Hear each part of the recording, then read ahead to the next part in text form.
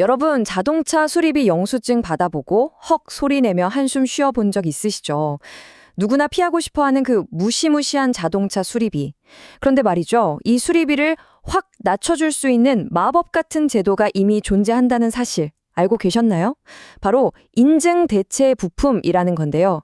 오늘 이 시간에는 도대체 왜 우리가 지금까지 자동차 수리비를 이렇게 턱없이 많이 내고 있었는지, 그 완전히 고장나버린 시장의 민낯을 샅샅이 파헤쳐 보겠습니다.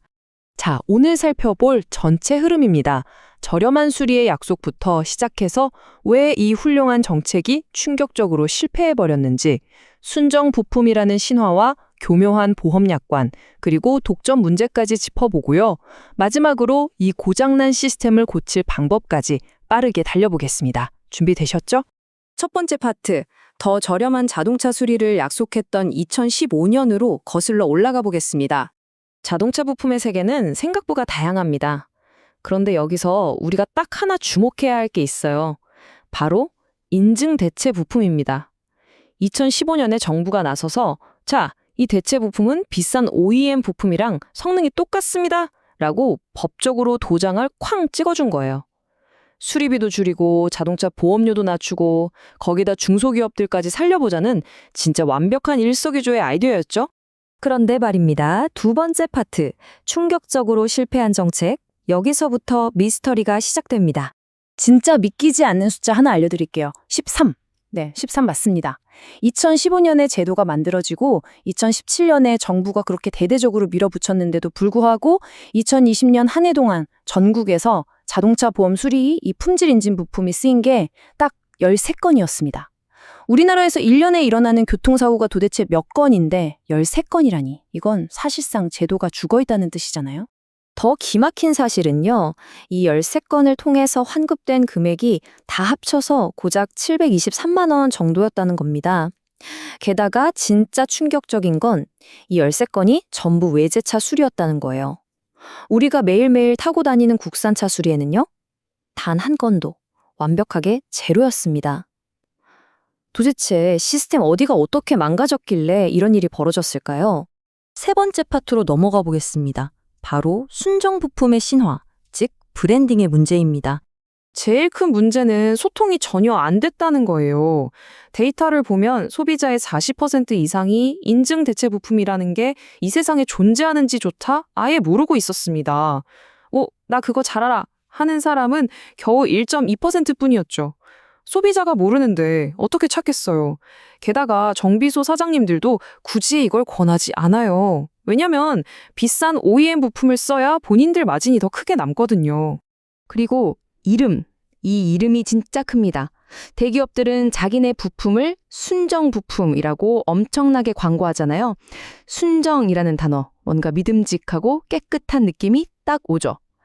반면에 국가가 성능 똑같다고 인증해준 이 부품의 이름은 대체 부품이에요. 대체라는 말을 듣는 순간 왠지 모르게 짝퉁 같고 돈 없을 때 어쩔 수 없이 쓰는 급이 떨어지는 부품 같지 않나요? 완벽하게 멀쩡한 부품이 네이밍 프레임 하나 때문에 아주 불공평한 낙인이 찍혀버린 겁니다. 자, 네 번째 파트입니다. 이름만 문제가 아니에요. 교묘하게 짜인 보험 약관의 함정을 살펴볼게요. 2018년에 보험사들이 대체 부품 쓰시면 부품값의 25%를 돌려드릴게요 하면서 특별 약관을 만들었습니다. 혜택 진짜 좋아 보이죠? 근데 여기에 엄청난 꼼수가 숨어 있습니다. 이 특약은 내가 과실이 전혀 없는 100% 피해자이거나 아니면 나 혼자 어딘가에 들이받은 단독 사고일 때만 쓸 수 있어요. 우리가 도로에서 매일같이 겪는 서로 과실을 나누는 일반적인 쌍방과실 사고에서는 이 혜택을 1원도 못 받습니다. 게다가 말이죠.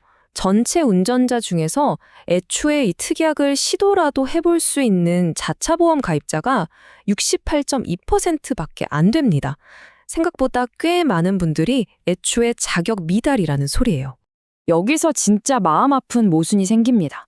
아예 소외돼버린 나머지 32.8%의 운전자들? 이분들이 주로 어떤 분들일까요? 보통 연식이 좀 오래된 차를 몰면서 보험료 부담 때문에 자차 보험을 안 드신 분들이 많아요. 수리비 폭탄 맞으면 제일 휘청이는, 그래서 저렴한 부품이 제일 간절하게 필요한 분들이 정작 이 정책에서는 완전히 버려주고 있는 겁니다. 이건 진짜 아니죠? 다섯 번째 파트, 수요가 이렇다면 공급은 어떨까요? 시장을 꽉 쥐고 있는 디자인권 독점 문제를 짚어보겠습니다. 2017년에 정부 중재로 대기업이랑 중소기업이 서로 웃으면서 악수를 한번 했습니다. 대기업이 우리 부품 디자인 베껴도 소송 안 걸게요. 라고 약속한 일종의 MOU였죠. 근데 결과는 대참사였습니다. 왜냐고요?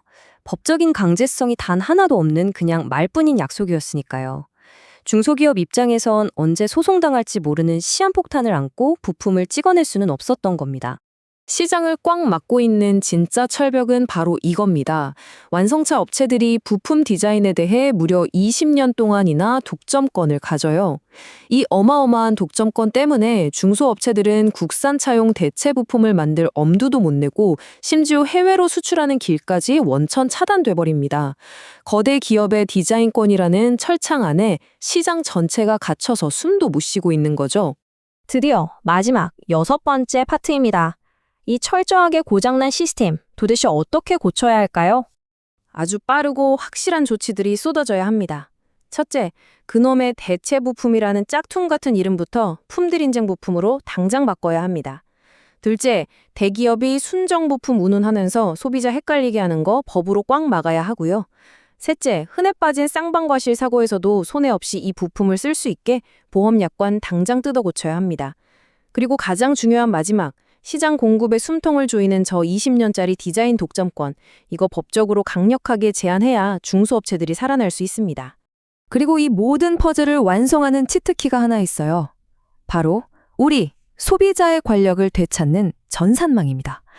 내 차대 번호만 딱 입력하면 쓸만하고 저렴한 인증 부품 리스트가 쫙 뜨는 통합 IT 시스템을 만드는 거죠. 정비소 사장님 눈치 볼 필요 없이 우리가 직접 검색하고 똑똑하게 선택할 수 있게 만들어야 합니다. 오늘 이 분석을 통해서 자동차 수리 시장이 얼마나 기울어진 운동장인지 확실히 느끼셨을 겁니다. 자, 여러분께 마지막으로 질문 하나 던지고 싶습니다. 우리는 도대체 언제까지 저 거대 기업들의 20년 독점권과 교묘하게 꽈놓은 보험 약관을 갖춰서 아주 기본적인 자동차 수리에 바가지 요금을 내야 하는 걸까요? 이제는 진짜 판을 엎고 구조적인 변화를 요구해야 할 때가 아닐까요? 오늘 준비한 내용은 여기까지입니다.